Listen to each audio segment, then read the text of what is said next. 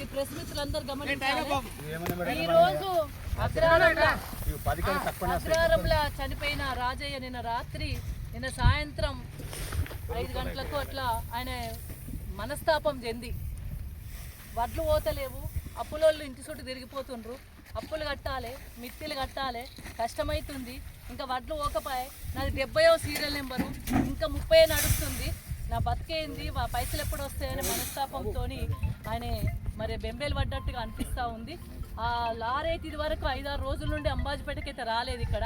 కానీ ఈరోజు రాజయ్య మరి సూసైడ్ చేసుకున్నాడు, ఆయనకు అప్పుల బాధ అయింది, ఆయనకు వడ్లు పోలేదు అనే బాధ కొద్ది చనిపోయిన ప్రెస్లో వచ్చింది, చాలా చోట్ల కూడా చాలా పత్రికలలో వచ్చింది.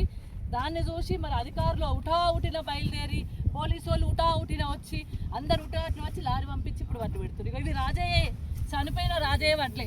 అదే ముందుగా పెట్టుంటే రాజయ్య బతుకు కదా. ఇవాళ ఈ వడ్లు కనుక పోతే, ఈ వడ్లు కనుక లారెక్కిస్తే, ఇదివరకే లారెక్కిస్తే పైసలు పడితే వాళ్ళ రాజయ్య బతుకునా బతకపోనా? వాళ్ళ రాజయ్య చూడు, రాజయ్య బతుకు కదా. ఆ వచ్చిన పైసలతో ఇంత ఏదైనా కట్టుకుంటుండే కదా, అప్పు కట్టుకుంటుండే కదా, ఇంత ఏదైనా జరుగు కదా. మరి ఇప్పుడు ఇవాళ వడ్లు పోకపోవడానికి కారణం గవర్నమెంట్. ఆ గవర్నమెంట్ చేసడం వల్ల ఇంత ఇబ్బంది వస్తుంది. అంటే చివరికి ఆగమాగమైన రైతు కంటతాడి పెట్టిండు, ధర్నాలు చేసిండు, లాస్ట్కు పెట్రోల్ డబ్బాలు పట్టుకొని కూడా కలెక్టర్ల ముందు కాంగ్రెస్ వాళ్ళు కూర్చున్నారు. అయినా గవర్నమెంట్ కదలలేదు.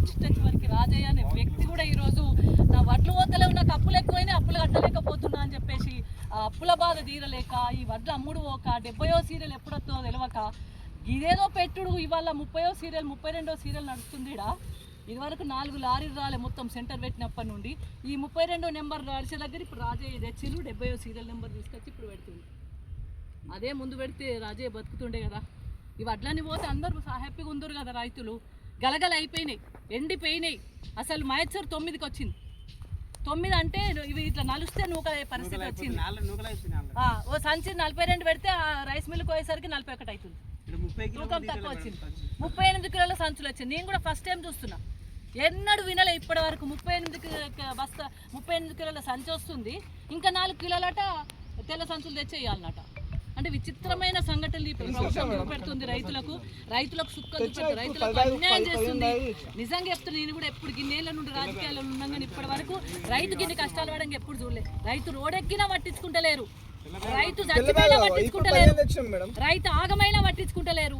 రైతుకి ఇంత ఇబ్బంది పడితే ఇంకా రోన్ వస్తుంది, 25కో 26కో రోన్ వస్తుంది.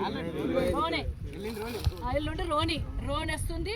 వర్షాకాలం మొదలైతేనే ఉన్నది, మృగశిర వస్తూనే ఉన్నది. ఇంతవరకు వడ్లు ఎక్కడెక్కడ కుప్పలు ఉన్నాయి. ఇంకా 20 లారీలు వచ్చినా ఉడవని వడ్లు ఉన్నాయి. మరి ఎప్పుడు వస్తాయి, ఏం కథ?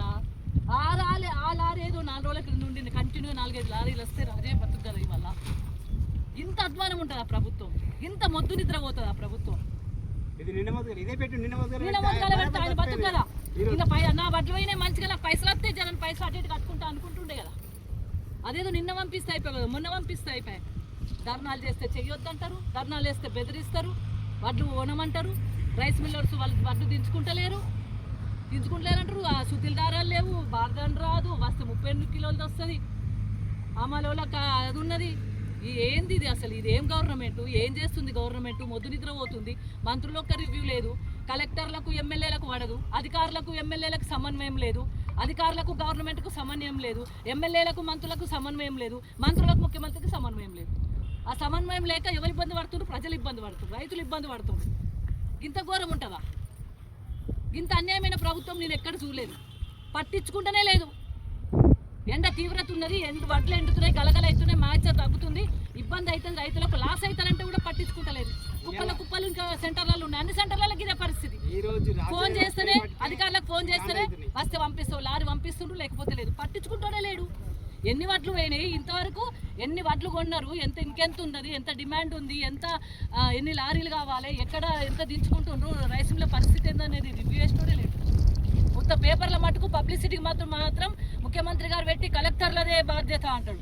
కలెక్టర్లు అధికారులదే బాధ్యత, కింద అధికారులది అంటారు. కింద అధికారులకు లారీలు రావాయి, వడ్లు పోవాయి. ఏంది పరిస్థితి?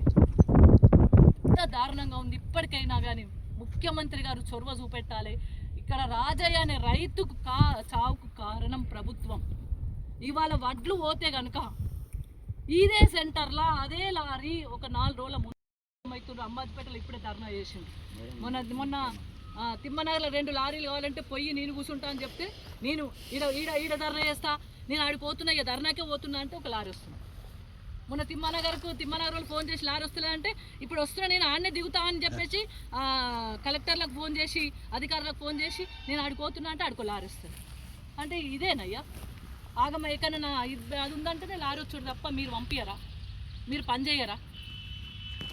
గవర్నమెంట్ ఇప్పటికైనా కళ్ళు తెరవాలి, ఇప్పటికైనా రైతులు ఆగమవుతున్నారు, రైతులను పట్టించుకోవాలి. వర్షాకాలం లోపల రోహిణి లోపల ఇప్పుడు ఈ 2-3 రోజులలో టోటల్ పంట కొనే విధంగా లారీలు పంపించాలని కూడా నేను డిమాండ్ చేస్తా ఉన్నా. లేకుంటే పెద్ద ఎత్తున ధర్నా కార్యక్రమం చేస్తాం.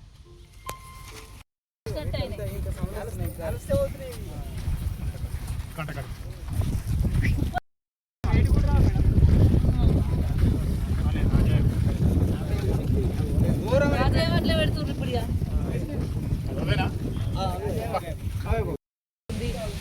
ఇవాళ చావుకు కారణం లారీ పెట్టకపోవడమే, ఇక్కడ వడ్లు ఓకపోవడమే. ప్రెస్ అంతా రాసిండ్రు అందరూ. ఏదో మభ్య పెట్టినంత మాత్రాన అది అణిగిపోదు కదా. ఆయన అప్పుల బాధ ఉంది ఆయనకు. ఈ పైసలు వస్తే అప్పు తీర్చుకుంటారు, బాకీ తీర్చుకుంటారు. ఆయన నెంబర్ సీరియల్ నెంబర్ 76. 70. ఇప్పుడు నడిచేది 32. ఇవాళ ఆయన చనిపోయింది కాబట్టి జల్దీ వచ్చిండ్రు, లారీ పంపించిండ్రు. లారీ పంపించిండు. ఇప్పుడు ఆయన అడ్డుపడుతుండ్రు. ఇంత అన్యాయం ఉంటుందా బా సీఓ గారు? ఇంత అన్యాయమా? గవర్నమెంట్ లారీలు పంపకపోయే, రైస్ మిల్లుకు దించుకోకపోయేది, సంచులు లేకపోయే, బార్దాన్ రాలే, సుత్తిలు లేవు, ఎండ కొడుతుంది, గలగల అవుతున్నాయి. సంచి పెడితే కిలోలు తగ్గుతూనే ఉన్నాయి. 38 కిలోల బస్తా వస్తుంది అవయ్యా, 38 కిలోల సంచులు వస్తుంది. మిగతా సంచులు అవి ఏమంటారు, తెల్ల సంచులు తీసుకొచ్చి అవి 15 రూపాయలకు ఒక సంచి కొని 4 కిలోలు వేసి పంపిస్తుండ్రు. ఇంత అన్యాయం నేను ఎప్పుడు చూడలేదు. ఇన్నేళ్ళ నుండి పంట తీస్తున్నారు రైతులు, కానీ ఇంత అన్యాయం అయితే ఎప్పుడు లేదు. ఇది చూడరాదు. ఇప్పుడే అంటే మీ పనితనం, మీ గవర్నమెంట్ పనితనం, మీ అధికారుల పనితనం, మీ అధికారులు ఎట్లా చేస్తున్నారో తెలుస్తుంది, ఇక్కడ ఉన్న ప్రజాప్రతినిధులు ఏం చేస్తున్నారో తెలుస్తుంది. 30వ సీరియల్ 32వ సీరియల్ నడుస్తుంటే ఆ చనిపోయిందని చెప్పేసి ఆయన వడ్ల కోసం ఇబ్బంది పడుతుండు, అప్పు తీసుకోలేకపోతుండు. ఈ పైసలు వస్తే అప్పు తీరుతామని చెప్పి చూస్తుంటే అంటే ఆయన వడ్లు ఇప్పుడు పెట్టింది, చచ్చిపోయిన ఆయన వడ్లు పెట్టింది. అప్పటిదాకా అయితే పెట్టలే, ఆయన చచ్చిపోయేదానికి మీకు కనవలేదంటే. ఇప్పుడు వర్షం పడుతుంది, ఇలా పరిస్థితి ఏంది? ఇంత కుప్పలు చూడండి ఒకసారి, కుప్పలు. ఇప్పుడు వచ్చింది లారీ ఇప్పుడు పంపించిండ్రు. 5 రోజుల తర్వాతనో 6 రోజుల తర్వాతనో ఒక లారీ ఇప్పుడు వచ్చింది. సియోనే చెప్తుండే ఇక్కడ లారీలు వస్తలేవని. ఆ కుప్పలు చూడండి ఒకసారి, అన్ని కుప్పలు ఉన్నాయి, వాటిలో కుప్పలు ఉన్నాయి. ఆ కుప్పలు లారీలు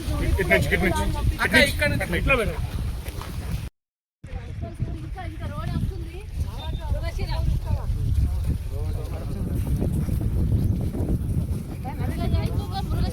వర్షాలు పడే కాలమే రావట్లేదు.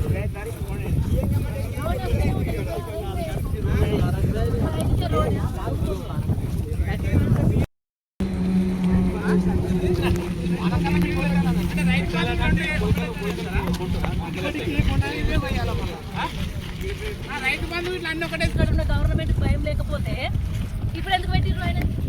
ఆయన వడ్లు ఎందుకు పెట్టిండ్రు? ఇప్పుడు ఇన్ని రోజులు 70వ నెంబర్ తెచ్చి ఇప్పుడు పెట్టిండ్రు.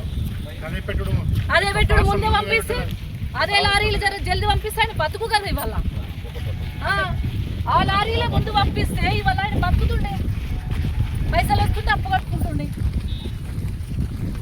ఇన్ని కుప్పల లారీలు ఉన్నాయి, ఇంకా ఎన్ని వడ్లు ఉన్నాయి.